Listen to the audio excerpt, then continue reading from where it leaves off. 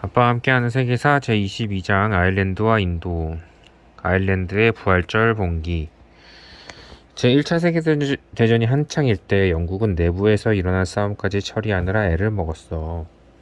영국의 서쪽 해안 바로 앞에 있는 아일랜드라는 나라를 마지막으로 방문했을 때를 기억하고 있겠지. 아일랜드 사람들이 영국의 가혹한 지배에 시달리며 사느라 고생이 이만저만이 아니었잖아. 아일랜드는 300년 동안이나 대영 제국의 일부였고 지난 100년 동안은 독재적인 정부를 가지지 못한 채 영국 의회의 대표자들을 파견해야 했어. 지독한 감자 농사 흉년 때문에 아일랜드 사람이 무더기로 굶어 죽을 때 영국이 그들을 돕지 않은 사실을 잘 알 거야.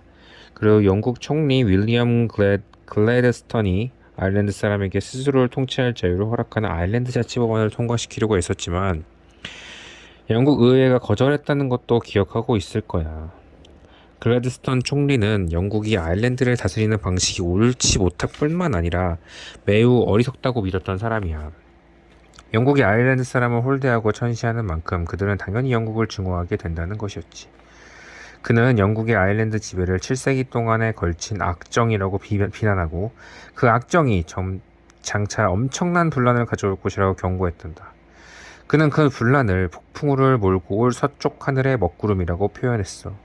그는 아일랜드 사람은 영국의 부재지주들에게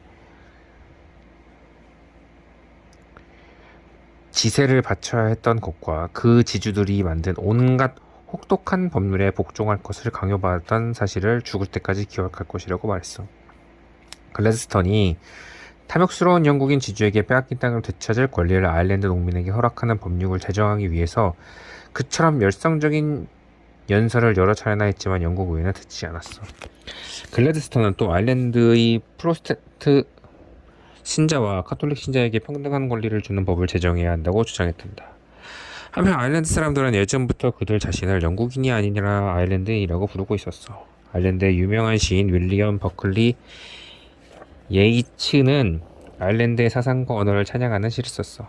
게일 연맹이란 단체가 만들어졌는데 이 단체 회원들은 아일랜드 사람이 영어를 버리고 고대 아일랜드의 언어인 게일어를 사용하기를 원한다고 주장했어.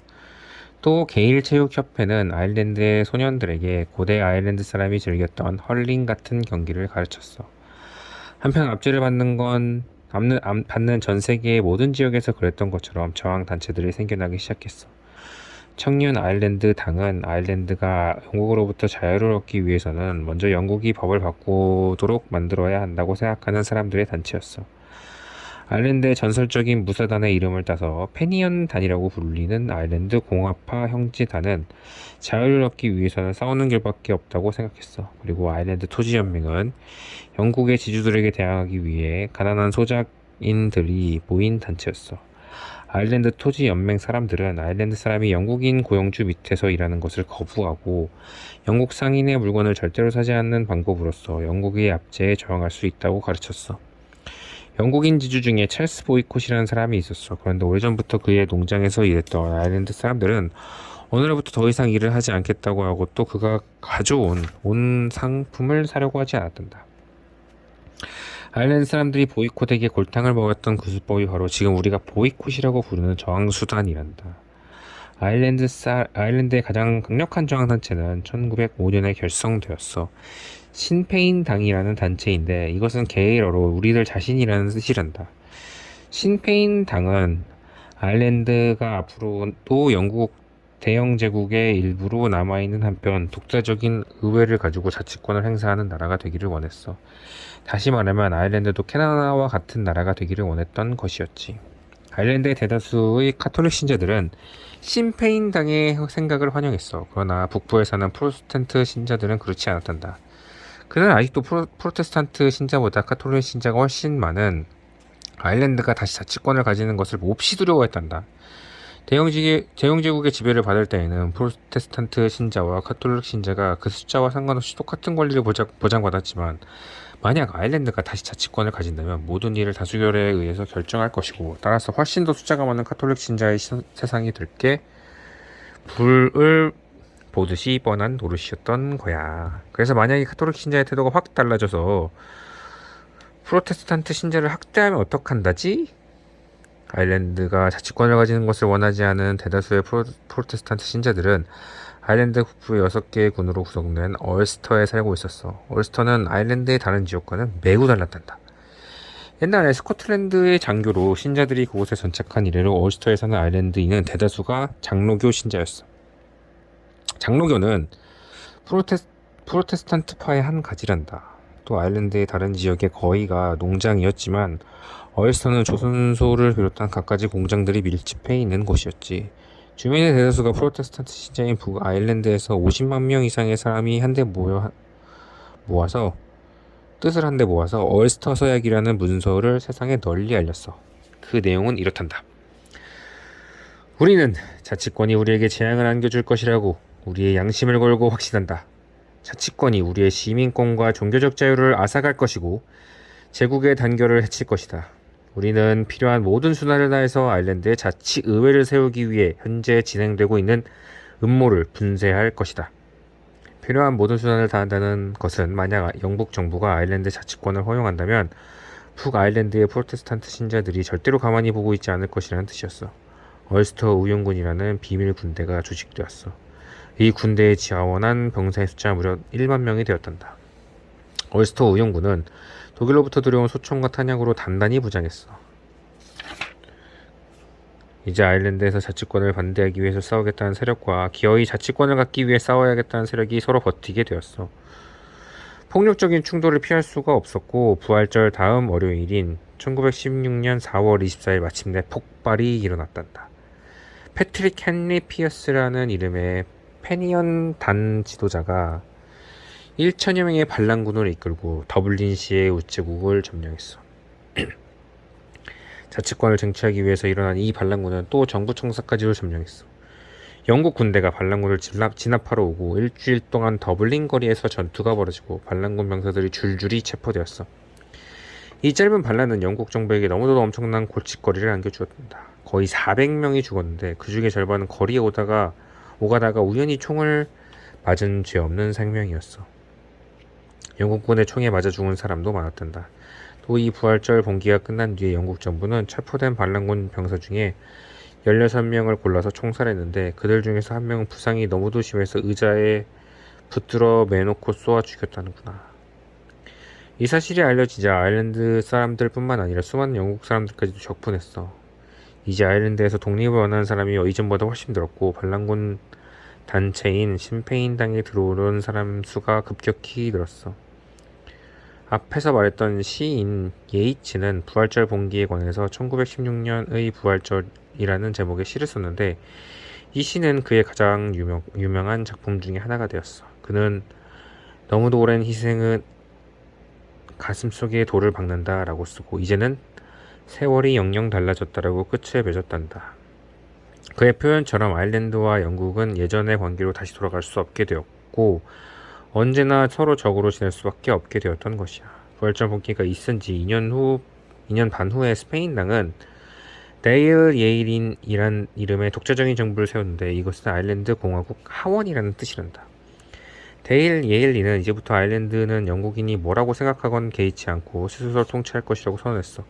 이 새로운 정부를 지키기 위해서 마이클 콜린슨이라는 이름의 스페인당 지도자가 아일랜드 공화국군이라는 이름의 군대를 만들었단다. 그러자 영국이 아일랜드 공화국군을 없애버리려고 당장 군대를 보냈어. 아일랜드의 모든 곳에서 전투가 벌어지고 집이 불타고 죄 없는 사람들이 마구 죽었어. 한편 영국에서는 이제는 아일랜드의 자치를 허용하지 않으면 안 된다는 생각을 하는 사람들이 점점 많아졌어. 미국에서는 수많은 아일랜드계 미국인들이 페니언당의 저항운동에 지지를 보내고 아일랜드 자치권을 요구했단다. 제1차 대전이 끝났을 때 영국과 스페인당은 신페인당은 아일랜드의 독립을 놓고 협상을 시작했어. 그리고 여러 달이 지난 1922년에 신페인당과 영국 정부는 조약을 맺었단다. 아일랜드 대부분의 지역을 아울러서 아일랜드 자유국이라는 이름의 나라를 세운다는 내용이었어. 아일랜드 자유국도 캐나다처럼 영국의 군주에게 충성을 바치는 한편 독자적인 의회와 법률을 가지고 스스로 통치하는 나라가 된다는 것이었지. H도 그 의원의 의원이 되어달라는 권유를 받았단다. 그러나 주민은 대다수가 프로테스탄트 신자인 북부의 얼스터 지방은 아일랜드 자유국으로 포함되지 않고 결국 대영 제국의 일부로 남았단다. 아일랜드의 모든 사람이 이 조약을 환영하지 않았어. 얼스터가 포함되지 않은 것을 반대한 사람들도 있었고, 또 아일랜드가 비록 형식적이더라나마 영국과 아무런 관계가 없는 완전한 독립국이 되지 않는 것을 탄식하는 사람들도 있었어. 마이클 콜린스는 암살당했단다. 앞으로도 계속 대영 제국의 군주에게 충성을 바친다는 조건을 받아들임으로써 콜린스가 아일랜드를 배반했다고 믿는 반란군이 그를 죽여버렸던 것이야. 심페인당도 얼스터가 대영 제국의 일부로 남는 것을 좋아하지 않았어. 그러나 두 나라 간의 싸움을 끝낼 방법은 오직 그 조약뿐인 것 같았기 때문에 할 수 없이 받아들여야 했지. 1923년 무렵에 아일랜드 자유국은 자치를 하고 있었어. 그리고 14년 후에 영국은 아일랜드 자유국이 예일에 혹은 아일랜드 공화국이라고 하는 이름으로 완전히 독립이 되었다는 것을 인정하기로 했어. 그러나 얼스터라고 불리는 북아일랜드는 그 후로도 여전히 대영 제국의 일부로 남기로 결정되었단다. 그곳은 카톨릭 신자들이 흔히 학대를 당하고 강도질을 당하고 길을 가다가도 걸핏하면 얻어터지기 일수인 한시도 편한 날이 없는 불행한 땅이 되었단다. 인도의 민족주의와 간디. 아일랜드 사람들이 독립을 위해서 싸우고 있을 때 인도 사람들도 그들의 독립을 위해 싸우고 있었어. 우리가 마지막으로 인도를 방문했을 때 영국의 인도 총독이라는 관리를 파견해서 인도를 지배하고 있었어. 인도 총독은 영국의 빅토리아 여왕의 이름으로 인도를 통치했어. 영국은 인도를 라지라고 불렀단다. 그만큼 인도는 이제 대영 제국의 확고한 일부라는 뜻이었고, 그새 수도를 캘커타에서 델리로 옮겼어. 세포의 항쟁이 끝나자 영국은 인도 사람의 삶을 예전보다 나아지게 해주려고 했어. 곳곳에서 철도와 도로를 놓고 전화선을 설치하고 더 많은 배들이 더 수월하게 교역할 수 있도록 항구 시설을 고쳤어. 인도에 사는 영국인은 영국의 관습과 생활 방식을 인도에 심어주는 것을 자기들의 임무라고 생각했단다. 자기들이 모든 면에서 인도 사람보다 훨씬 우수하다고 믿었던 것이었지. 정글북이라는 유명한 소설을 쓴 러드야드 키플링이라는 작가는 그 의무를 백인의 짐이라고 표현했단다. 그러나 인도 사람은 영국인이 그 짐을 제발 지지 말아주기를 원했어. 영국인이 제 아무리 인도 사람을 위해서 좋은 것을 해주겠다고 말하더라도 인도 사람이 보기에는 영국인만 온갖 특권을 누리고 훨씬 부자이고 좋은 것은 자기들만 가지는 것 같았어.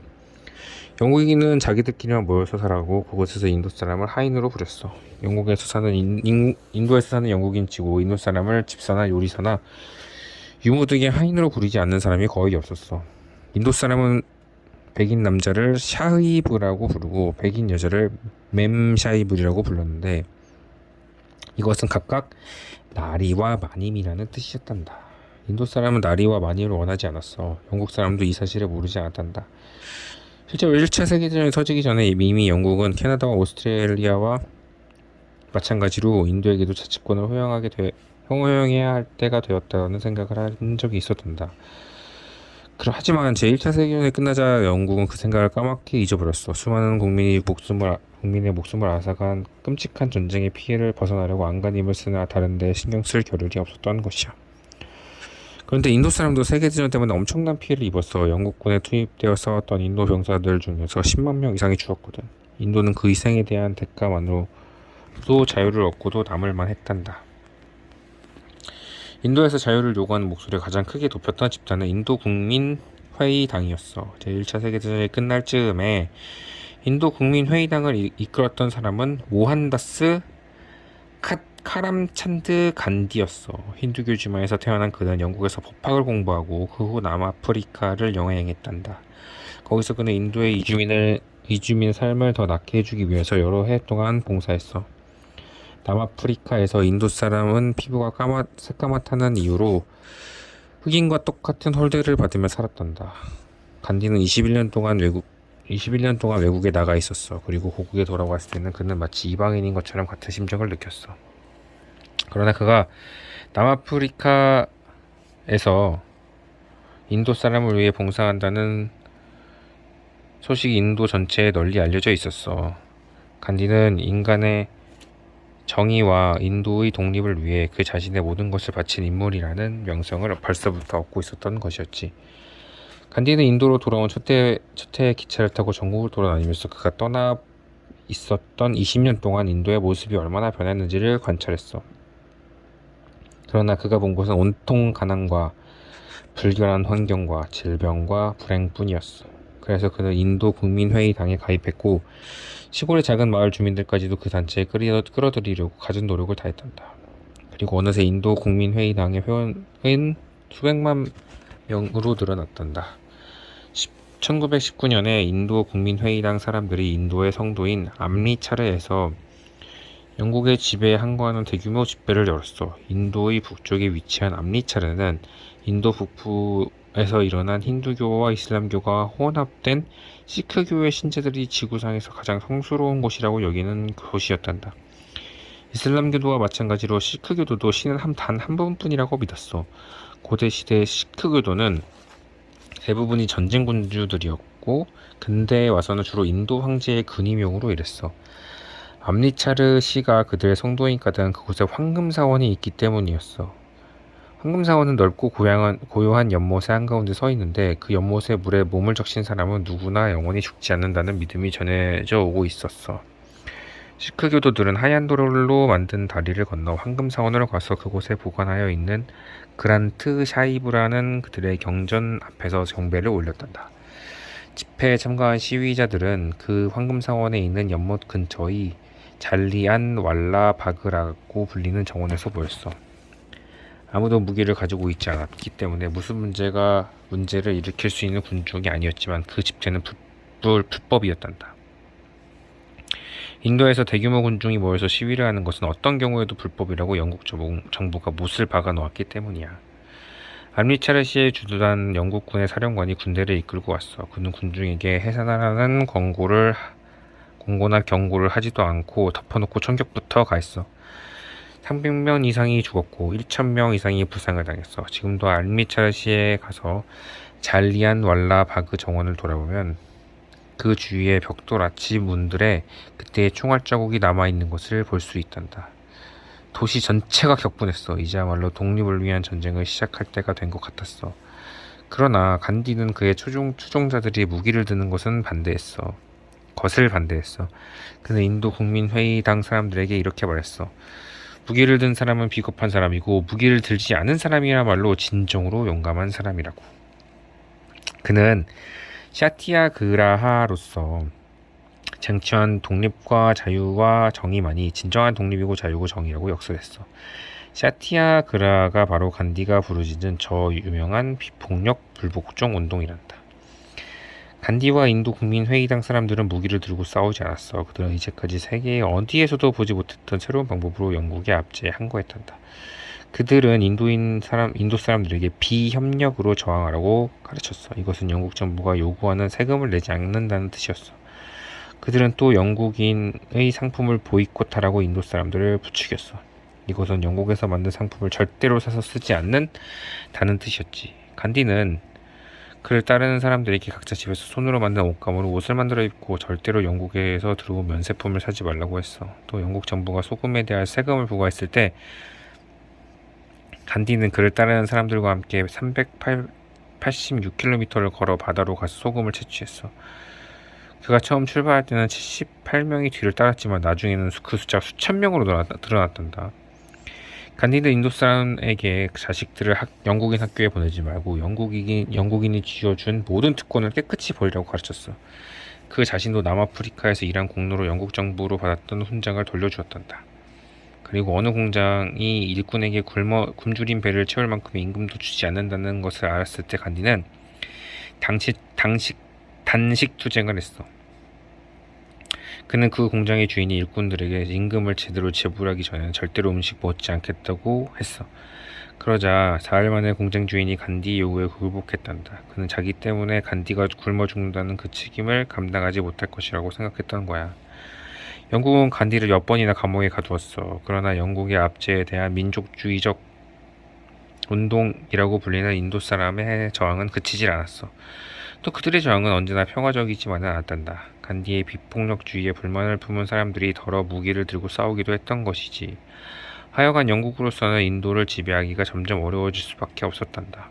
암리차르 대학살이 있은 후 영국은 마침내 인도를 지배하는 방식을 바꾸어서 인도가 서서히 독립을 향해 나아갈 수 있도록 하겠다고 약속했어. 그러나 그 약속이 완전히 지켜지지가 전까지는 아직도 30년이라는 세월이 더 남아 있었단다. 끝.